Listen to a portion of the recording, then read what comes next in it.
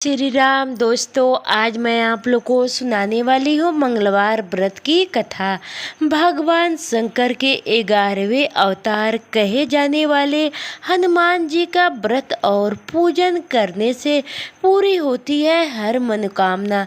सुख संपत्ति, यश और संतान प्राप्ति के लिए मंगलवार का व्रत रखना शुभ माना जाता है। हनुमान जी से जुड़ी मंगलवार व्रत कथा का पाठ करके इस उपवास को पूरी श्रद्धा के साथ पूर्ण करें। मंगलवार व्रत की कथा प्राचीन समय की बात है। किसी नगर में एक ब्राह्मण दंपति रहते थे। उनके कोई संतान न होने के कारण वह बेहद दुखी थे।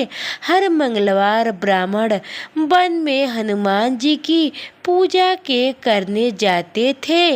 वह पूजा करके बजरंगबली से एक पुत्र की कामना करता था। उसकी पत्नी भी पुत्र की प्राप्ति के लिए मंगलवार का व्रत करती थी। वह मंगलवार के दिन व्रत के अंत में हनुमान जी को भोग लगाकर ही भोजन करती थी।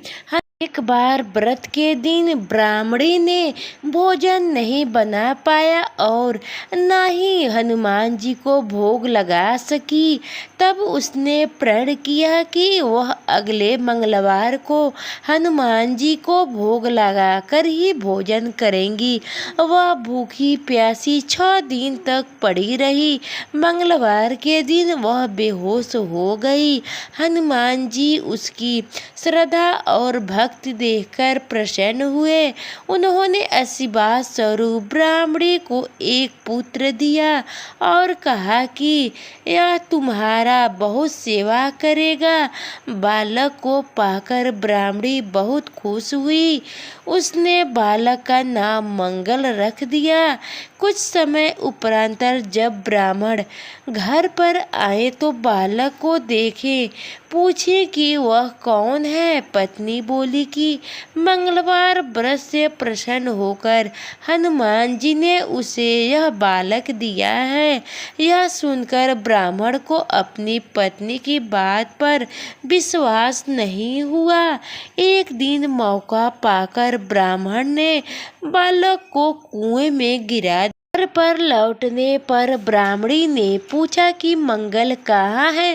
तभी पीछे से मंगल मुस्कुराकर आ गया। उसे वापस देखकर ब्राह्मण चौंक गए।